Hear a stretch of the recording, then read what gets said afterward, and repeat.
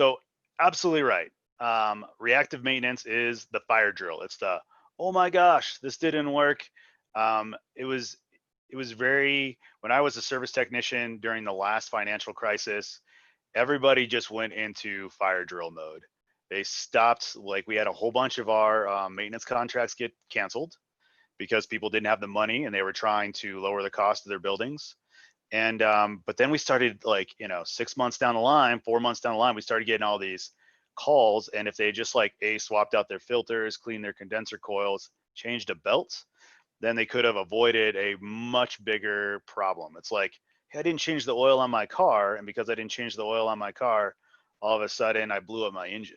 Like, so that is that's the fire drill problem. Has anybody got any other cool stories of fire drill that's happened recently where you're like, man, I wish I had? I think I remember hearing about a cooling tower in Ian's breakout session there. Come on, Ian, join him in, buddy. Nope. Oh, yeah, sorry, that wasn't from me. Maybe my group.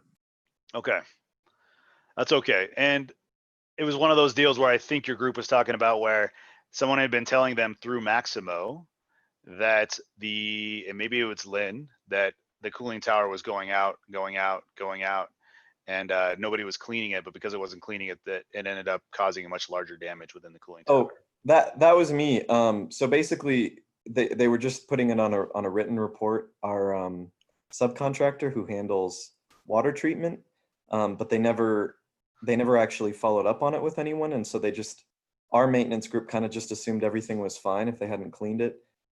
When they actually opened it up, because it wasn't in the Maximo system, they realized that everything had kind of rusted out because nothing water treatment wise had been done on it since 2017. So you had this really expensive cooling tower, very expensive, that all of a sudden needed to be swapped out because somebody wasn't doing a couple $100 a year of water treatment maintenance, right? That's correct. Okay. Trying to ask more questions. Go ahead. Sorry, how much does a cooling tower like that generally cost? Well, Tim, are you at liberty to say how much that cooling tower replacement cost you? I am. This one was, I think it was about 150,000, give or take. But more importantly is that it runs multiple experiments, each of which are about $20,000, and all of the experiments failed. And I think there were 8 experiments. So the corollary is that ultimately it costs about $250,000. Good Lord, thank you. A lot, yeah, no worries. Inexpensive cooling tower might cost you as little as $40,000 to $50,000, a little baby one. Really expensive ones can, cost you $500,000, $750,000. So, yeah. Unfortunately, they had to drop $150,000 on that one, which is really, really unfortunate. Again, if they had just done their water maintenance, then they could have avoided all that. So, cost, advantages is it's cost effective, right? It usually, obviously, much less expensive to do a couple $100 in water maintenance versus replacing a cooling tower.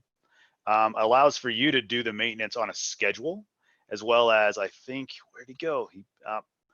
He was showing us his system where he pumps it into his system and it generates work orders.